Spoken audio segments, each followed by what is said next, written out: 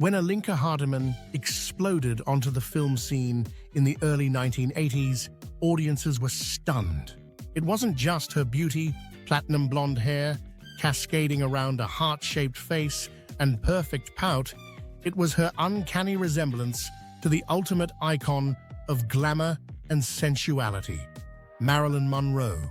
But Hardiman wasn't just a Monroe imitator. She became a star in her own right, pushing boundaries and redefining performance for a generation of fans. Born Olga Richter on January 16, 1960, in Varro, France, Hardiman's path to fame is an interesting one. A former model, she transitioned into the world of cinema in the early 1980s. From the start, her physical similarity to Monroe became both her trademark and her ticket to fame. Known by various pseudonyms, including Marilyn Lamour, Marilyn Mitchell, and Olivia Link, Hardiman embodied the idea of Monroe's timeless appeal while adding her own European flair.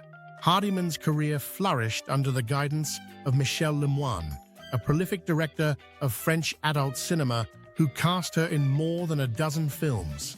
Titles like Neiges Brûlantes, Burning Snow in 1982, and L'été les petites culottes s'envolent in 1984 showcased her range and undeniable screen presence.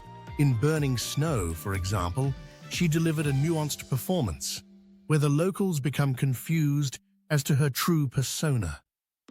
The role demonstrated an ability for traditional acting not normally seen in the genre. Hardiman's fame wasn't confined to France.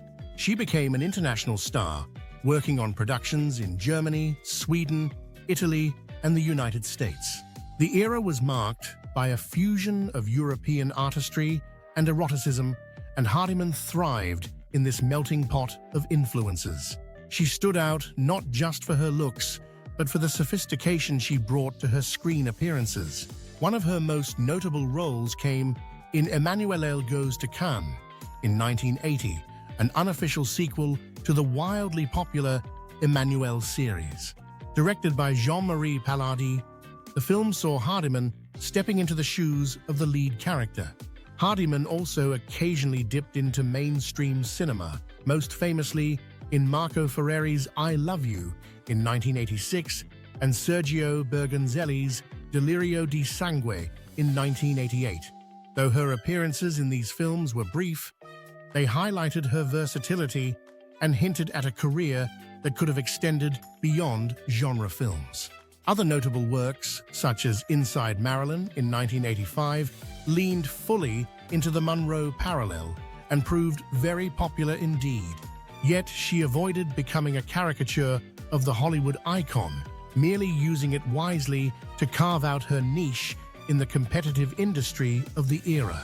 By the late 1980s, Hardiman had retired from cinema, leaving behind a legacy that continues to intrigue. While some of her contemporaries pursued reinvention or clung to fame, Hardiman retreated from the spotlight. Reports suggest she settled in Paris, but what she did after fame is publicly unknown. Her decision to step away speaks volumes about her approach to the industry. She was aware of exactly how to navigate the business toward her own success and left on her own terms, with her mystique intact.